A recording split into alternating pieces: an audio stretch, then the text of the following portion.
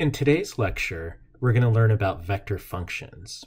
In learning about vector functions, we're going to learn about how to evaluate the limit of a vector function. What does the continuity of a vector function mean?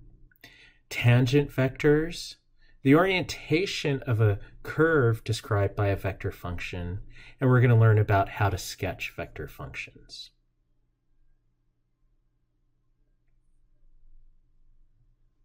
Let's begin with the definition of a vector function. A vector function, which is also called a vector-valued function, is a vector whose components are themselves functions, defined by r vector equals a function of x, I hat, plus a function of y, j hat, plus a function of z, k hat, where the component functions x, y, and z of vector r are real valued functions of parameter t lying in a parameter interval I. So in other words, a vector function is just a vector whose components are functions.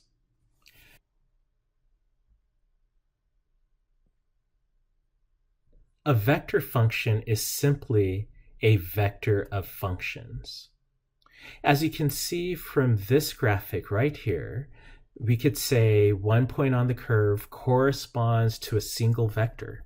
So if you look at a curve, each point, there's an infinite number of points on this curve. Each point corresponds to a single position vector. And when you do the complete set of really that infinite number of position vectors, you get your vector function.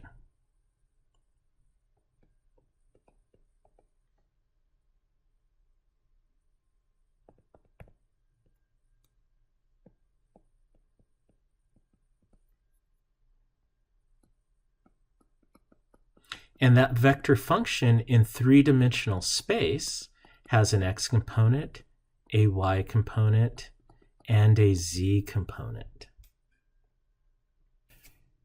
You may have seen this before if you've taken a physics class. Let's take a velocity of an object, or rather, let's take the trajectory of an object. Suppose we are throwing a ball in the air. If we are throwing a ball in the air and giving that ball an initial velocity, velocity is a vector quantity.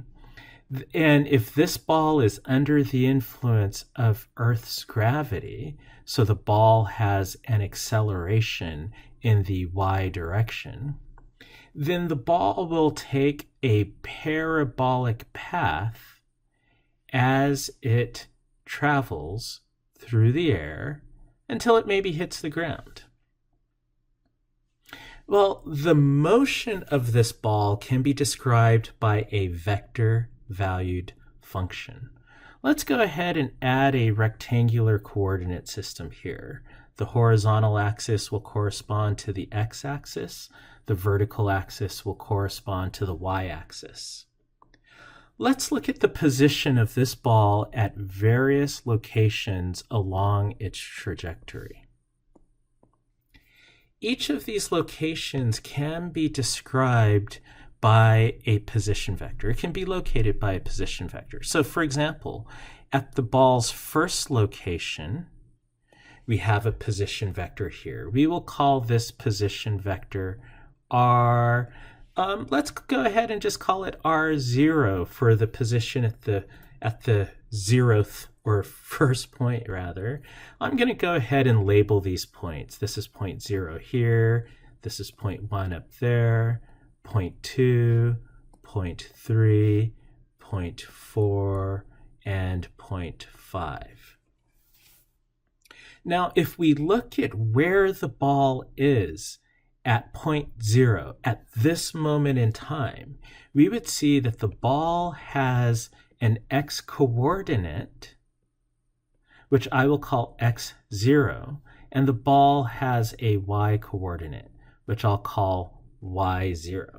Now, where the ball is going to vary as a function of time. So we'll look at that shortly. But for now, here we see the ball has an initial x position and an initial y position. So the ball's location at point 0 is given by x sub 0 I hat for the x component plus y sub 0 j hat for the y component. Let's look at the ball at another point in time, at point 1. So at point 1, we have another position vector. This position vector I will label R1 vector. R1 vector corresponds to the position with an x component of x1 and a y component of y1, and the R1 position vector would be R1 vector is equal to x1 I hat plus y1 j hat. Well, we could do this for all of the points in the ball's path. So the ball will arrive at point 2. The ball will eventually be at point 3, at point 4, at point 5, and all of the points in between. Now, obviously, the ball's position at each of these points varies as a function of time. So if we look at the ball's x coordinate for all of these points, notice the ball's x coordinate varies in time.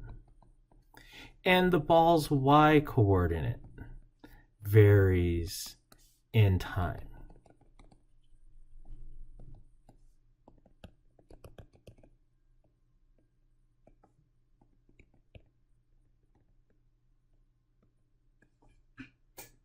We could then generalize the ball's x position as a function of time. We could say that the ball will be at some x coordinate, and this x coordinate is going to be a function of time. And it will be at some y coordinate at some moment in time. And this will describe the ball's position as a function of time. Notice this position vector has an x component that's a function of time, and it has a y component that's a function of time. This is a vector function.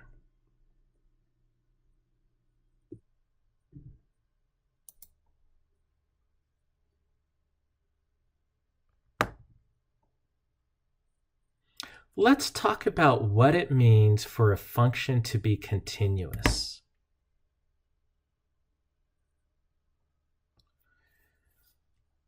This is just a very quick calculus 3a review. Let's take a function f of x. If you notice, while I drew that function, I didn't have to lift my pen. A wise math colleague friend of mine, once told me that if you don't have to lift your pencil when you are drawing a function, then that function exists in that region. So here, if we wanted to find the limit of this function at x equals a,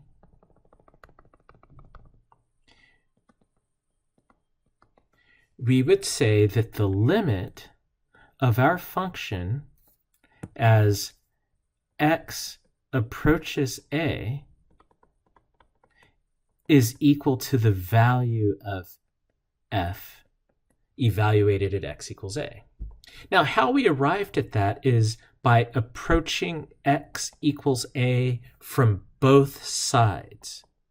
For example, this limit exists if when we approach the point x equals a from the left, so here we're approaching x equals a from the left. Notice our function approaches the value of the function evaluated at a. And if we approach x equals a from the right, notice that we approach the same value of our function evaluated at x equals a. Because when we approached x from the left, and we got it being evaluated at fa, and when we approached it from the right, we got the exact same value, we could say that this function is continuous. It has the same limit from the left side as we approach the point as we do from the right side as we approach the point, and that value happens to be equal to the value of our function at that point. Well, let's look at a different example. Let's look at an example in which we have a discontinuity in our expression.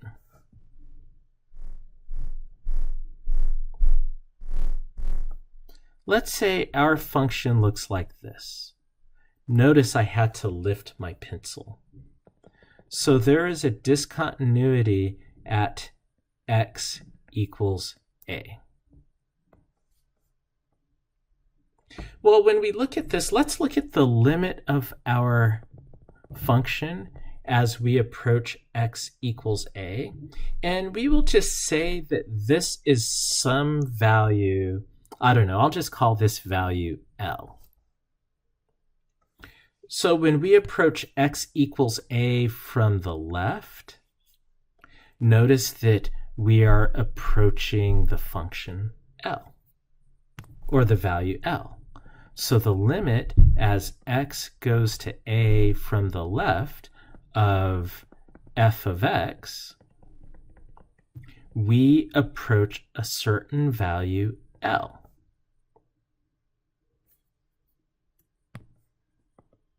Let's do that from the right-hand side. So if we approach x equals a from the right-hand side, notice that we approach the same value L.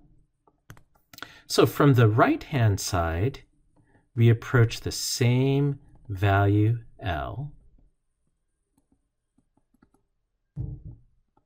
for our function. So this is a situation in which the limit exists.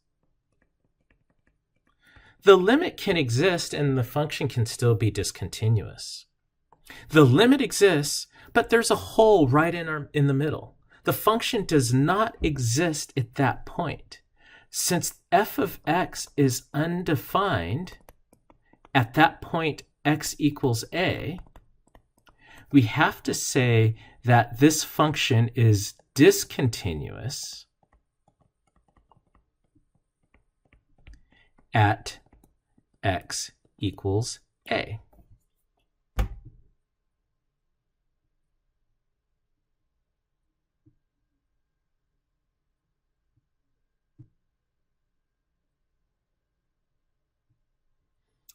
Well, even if f of x was defined at that point, f of x might be this value up here.